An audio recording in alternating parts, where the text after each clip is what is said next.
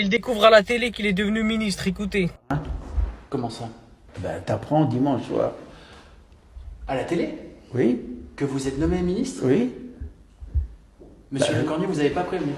On avait discuté 2 jours avant, mais il y avait rien. Non, j'étais prévenu. Non, c'est la télé. Vous l'avez découvert à la télé? Oui. Et comment vous Puis ça réagissez? intéresse. Comment je réagis? Bah voilà. Ma femme était très intéressée puisqu'elle regardait un film sur une autre télé.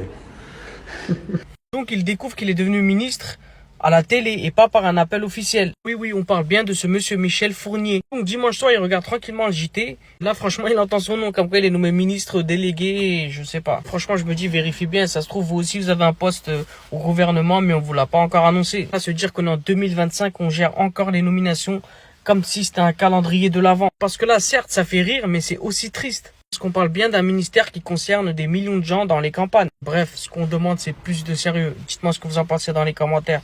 On peut en débattre. Séquence totalement lunaire entre David Guiraud et les journalistes de BFM.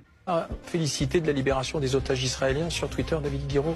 Je m'en félicite parce que c'est un moment important. Mais vous l'avez pas C'est un écrit. moment important. Non, je l'écris pas parce que je suis pas d'accord avec ce plan qui est un plan colonial. Mais je suis Vous êtes pas heureux. d'accord avec la libération des otages? Non, je suis pas d'accord avec le plan Trump. Ouais, mais ouais, je suis mais- heureux que les otages soient libérés. Je suis heureux que les otages palestiniens soient libérés. Par contre, il y a quelque chose qui me c'est que dégoûte. les otages, les c'est otages que- palestiniens.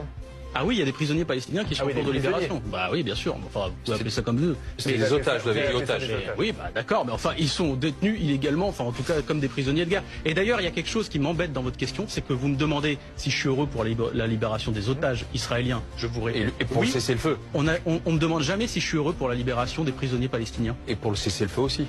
Évidemment, je suis heureux du cessez-le-feu, mais je suis pas heureux du plan Parce que vous Trump. mettez C'est sur pour ça le que je dos des m'exprime pas. prisonniers, notamment les terroristes et les otages. Comment vous savez que c'est des terroristes Bah, certains, il y a au moins 270. Comment vous savez que c'est des terroristes Bah, ils ont été... Jugés par qui Ah bah oui, Par quoi Bah non, mais Par des tribunaux guerriers. militaires. Mais non, Voilà. mais Ils ont c'est été des condamnés. combattants. Ils ont été condamnés. Alors, Il y en a non, beaucoup c'est qui faux. sont des combattants. Merci David Guiraud. Personnellement, pour moi, David Giraud les a recadrés. Olivier Truchot et Alain, tu sens directement dans la vidéo qu'ils essayent de le piéger. Même si je puis dire, de le faire passer pour quelqu'un qu'il n'est pas. Franchement, c'est toujours la même technique. Couper la parole, déformer les mots, poser des questions juste pour créer du buzz et non chercher la vérité. Franchement, cette fois, ça n'a pas marché. Moi, je pense que David Giraud est même injouable. Il les a recadrés comme il le faut, si je puis le dire.